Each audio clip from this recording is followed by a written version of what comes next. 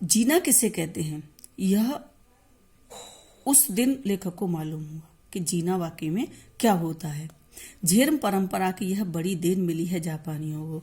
Zen की ये जो परंपरा है, झेन की देन यानी वो जो चाय पीने की जो टी सेरेमनी है उसे झेन बोलते हैं। तो झेन से क्या होता है, वहां पर लोगों को काफी शांति मिलती है और झेन की वो देन है, ये जापानियों को मिली है। यही है कि उनको जीना सिखाती है। नहीं तो वहां पर लोग जो 80% जो रोगी हैं वो 100% भी हो सकते हैं। लेकिन जो झेन की देन परंपरा है ये वहां के लिए बहुत अच्छी एक परंपरा है।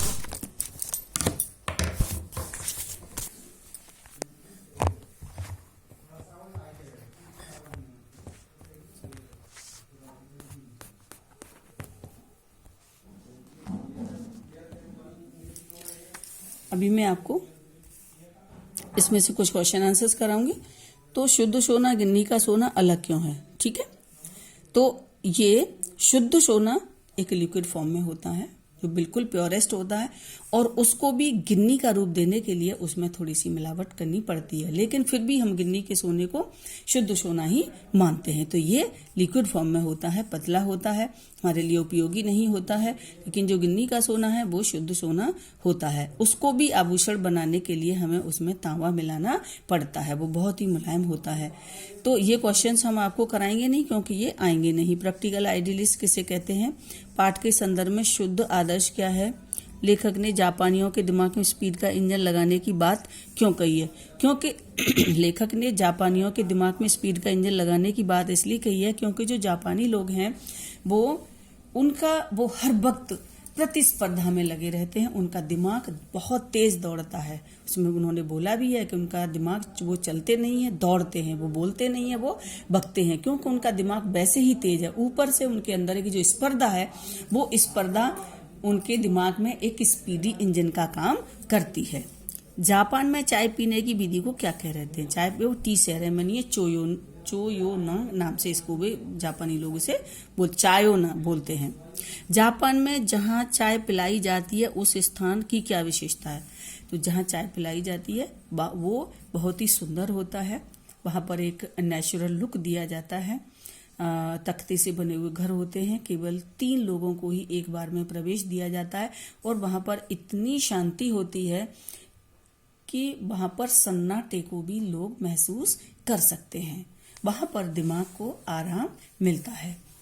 ये आगे इसके क्वेश्चन आंसर्स हैं, इसके 25 to 30 वर्ड्स में देने हैं। इसी पर फर्स्ट वन नहीं, चाजिन ने कौन सी क्रियाएं गर्मापूर्ण ढंग से की। चाजिन ने पहले उनको बहुत ही उनका स्वागत किया, उनको बिठाने की जगह दी, वो बराबर वाले कमरे में गया, वहां से कुछ बर्तनों को लेकर आया, उन बर्तनों को उसने तौलिए से साफ किए और उन्होंने अंगीठी पर एक चाय बनाई और एक प्याले में चाय डालकर उनको दी, जो कि बहुत ही गर्मापूर्ण तरीके से की थी। टी सेरेमनी में कितने आदमियों को प्रवेश दिया जाता और क्यों। वहां केवल टी सेरेमनी का मतलब है केवल शांति बनाए रखना, दिमाग को आराम देना। ये सेरेमनी सिर्फ इसलिए होती है अपने दिमाग को आराम देने के लिए। इसीलिए अगर शांति बनाए रखनी है तो कम से कम लोगों को प्रवेश दिया जाना आवश्यक है। इसलिए वहां पर केवल 3 से ज्यादा लोगों को प्रवेश वर्जित है, केवल शांति बनाए रखने के लिए, दिमाग को आराम देने के लिए। चाय पीने के बाद लेखक ने स्वयं में क्या परिवर्तन महसूस किया। चाय पीने के बाद लेखक ने उस दिन एक अपने दिमाग में बहुत बड़ा परिवर्तन लगा। उसे लगा कि अब तक मनुष्य केवल भूत और भविष्य के बारे में ही सोचता रहता, वो कभी वर्तमान में नहीं जीता।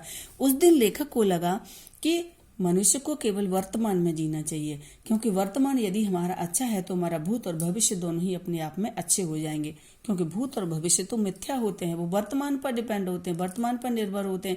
जैसा हमारा वर्तमान होगा वैसा ही हमारा भूत होगा और भविष्य तो आने वाला वही वर्तमान है। इसलिए मनुष्य को केवल वर्तमान में ही जीना चाहिए। उसे एक अजीब सा आराम दिमाग में मिला था। तब उनको समझ में आया कि ये झेन की देन की परंपरा है, वो जापानियों के लिए बहुत ही एक अच्छी परंपरा है। इसके 50 से 60 वर्ड्स में देना है, पहला वाला करना नहीं है, शाश्वत इसे भी नहीं करना है। उल्लेख कीजिए जब शुद्ध आदर्श आपको हानि लाभ, ये भी नहीं। शुद्ध व्यावहारिकता में, शुद्ध सोने में तांबे की में, गिरगिट कहानी से आपने समाज में, ये सारे क्वेश्चन गिन्नी के सोने के हैं। तो हम इसमें से आपको झेन की देन परंपरा के ही क्वेश्चंस कराएंगे। क्योंकि जे उनकी देन वही आएगा, इस गिन्नी का सोना इसमें से आंसर्स नहीं आएंगे। इसमें एक ये है, लेखक के मित्र ने मानसिक रोग के क्या क्या कारण बताए, आप इन कारणों से कहाँ तक सहमत हैं। लेखक ने बताया था कि वहाँ के लोग हैं वो पूरे उनके दिमाग में एक स्पर्धा लगी हुई होती है, वो 1 महीने के काम को 1 दिन में करना चाहते हैं, उनकी प्रतिस्पर्धा अमेरिका से है। तो और वो पूरे टाइम भूत भविष्य के बारे में ही सोचते रहते हैं, इसलिए वहाँ के लोग अधिकतर मनोरुग्ण हैं। आप यहाँ तक कहा, हम इससे पूर्णतः सहमत हैं कि व्यक्ति को भूत भविष्य के अलावा वर्तमान में भी जीना चाहिए, अपने दिमाग को भी आराम देना चाहिए, क्योंकि दिमाग का जब इंजन दौड़ता ही रहता है तो एक दिन क्या होता है, वो इंजन टूट जाता है और मनुष्य कैसा होता है, मानसिक रोगी बन जाता है। तो हम इससे पूर्णतः सहमत हैं। लेखक के अनुसार सत्य केवल वर्तमान है, उसी में जीना चाहिए। लेखक ने ऐसा क्यों कहा है, स्पष्ट कीजिए।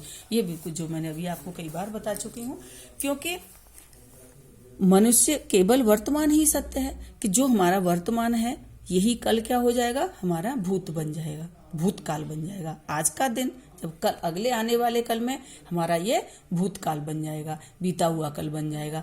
तो आज का वर्तमान, यदि आज का दिन हमारा अच्छा जाएगा तो कल हम सोच सकते हैं कि हमारा भूत अच्छा है, और जो आने वाला कल है वो हमारा भविष्य है, लेकिन आने वाला कल है तो कल फिर वो हमारा वर्तमान बन जाएगा।